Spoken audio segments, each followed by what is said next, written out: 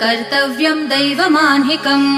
कौसल्या सुप्रजा राम पूर्वा सन्ध्या प्रवर्तते उत्तिष्ठ नरशार्दूल कर्तव्यं दैवमान्हिकम् उत्तिष्ठोत्तिष्ठ गोविन्द उत्तिष्ठ गरुडध्वज उत्तिष्ठ कमलाकान्त त्रैलोक्यं मङ्गलं कुरु